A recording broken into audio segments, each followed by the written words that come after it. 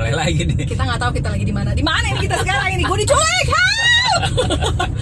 Kalau gue nggak pulang dalam waktu 2 jam.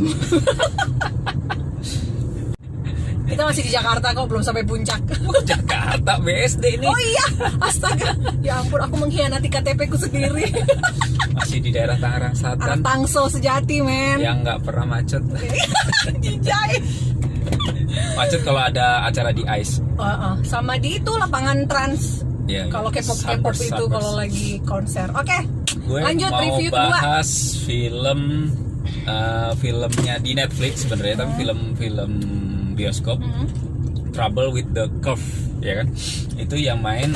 Gue nggak tahu kenapa gue selalu suka sama si Clint Eastwood, terutama Gue juga suka kok. terutama pada saat dia sudah mulai menua ya. Tuh. Gitu. Kayaknya tambah tua tambah jadi gitu ya. Okay. Even dia pun jadi sutradara ataupun jadi pemain, Yeah. gitu. Ini bercerita tentang seorang kakek lah, seorang si Clint Eastwood itu, gue lupa namanya siapa. Dia itu pencari talenta pemain baseball. Oke. Nah, tapi udah usia lanjut. Nah, klubnya ini, pemilik klubnya, kebetulan dia kontraknya mau habis 3 bulan. Nah, pemilik klubnya, coba dong ganti yang baru, segala macam.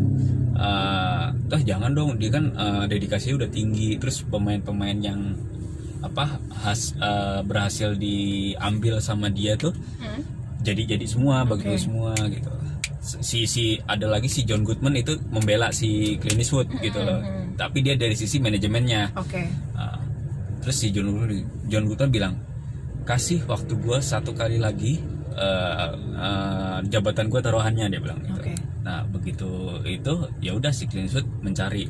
Tapi si Clint Eastwood itu sebenarnya udah sakit. Dia itu matanya udah nggak jelas. Udah nggak jelas. Nah dia itu punya anak. Gue lupa namanya. Si Amy Adams yang beranin. Nah anaknya itu sukses, dia jadi pengacara sukses. Nah si John Goodman nelpon dah ke anaknya, bapak lu kenapa tuh, tolonglah lu liatin gitu. Hubungan mereka sebenarnya bapak sama anak tuh sempat renggang karena di usia 6 tahun ibunya udah meninggal ya. Terus bapaknya sebagai pelatih atau pencari bakat yang sangat terkenal sibuk cari-cari ini, jadi daddy issues. Yes. Terus lagi buat tuh anaknya lagi perempuan ya kan. Terus akhirnya ntar dijelasin sih di film itu kenapa dia harus meninggalkan anaknya, dititipin lah ke kakeknya ya. Nah terus habis itu ya udah akhirnya si anak itu, karena ini bapaknya tinggal satu-satunya, orang tuanya diikutin kemanapun. Jadi dia ngambil cuti sebagai pengacara, dia ngambil cuti, dia nggak ngurusin kasus, dia ngikutin bapaknya. Nah di situ muncullah si Justin Timberlake. Gue nggak ngerti sih Justin Timberlake ini fungsinya untuk apa, karena selain pasti gue tahu endingnya, ntar pasti mereka pacaran nih antara anak ini. Cuma related dengan ceritanya, gue kayaknya nggak perlu ada dia pun nggak masalah gitu loh. Jadi dia ini bukan talenta baru yang diketemukan oleh Clint Eastwood. Justin Timberlake itu adalah sebenarnya mantan atlet yang pernah di hire sama si Clint Eastwood. Gitu. Tapi waktu itu cedera, akhirnya dia berubah menjadi pencari bakat juga. Gitu. Oke. Dia nyari tuh pokoknya antara ke sekolah SMA mana terus ngikutin. Nah, ada satu orang, si anak ini jago banget mukul. Jadi bola pakai lemparan apapun bisa dan selalu home run. Nah, terus habis itu bapaknya si Clint Eastwood ini, dia harus make sure sampai hari terakhir anak ini benar-benar bisa dikontrak apa enggak. Semua orang udah mau meng-hire dia. Cuma dia bilang sama klubnya at the end tuh, bilang, jangan hire dia. Saya punya feeling dia nggak bisa ini gitu. Terus sampai si si anaknya itu, Bapak tahu dari mana? Kamu ngeliat aja enggak? Gitu kan karena matanya udah rabun banget. Betul. Jadi dia hanya percaya feelingnya. Terus gini, kalau kamu suka baseball kamu pasti tahu. Jadi dia pakai pendengaran. dia itu nggak bisa kayak gini. Ternyata tapi karena tadi kan John Goodman yang dari sisi manajemen, ada juga yang musuhnya John Goodman ini pengen hire itu. Enggak, saya taruhannya itu ambil dia apa namanya, ini anak muda berbakat, iklannya nanti pasti banyak segala macam. Ya udah, akhirnya John Goodman kalah. Dan itu akhirnya mau dipecat si Clint Eastwoodnya. Di-hire lah anak ini.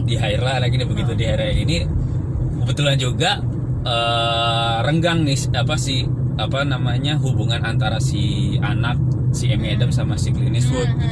Sehingga kayak udah pergi sendiri.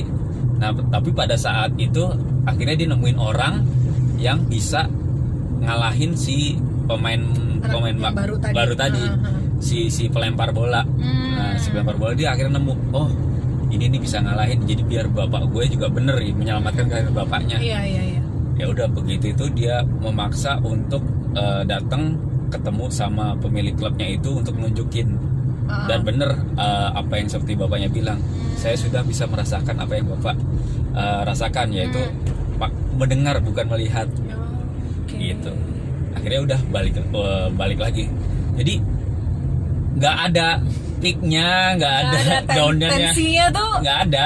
110 aja kan.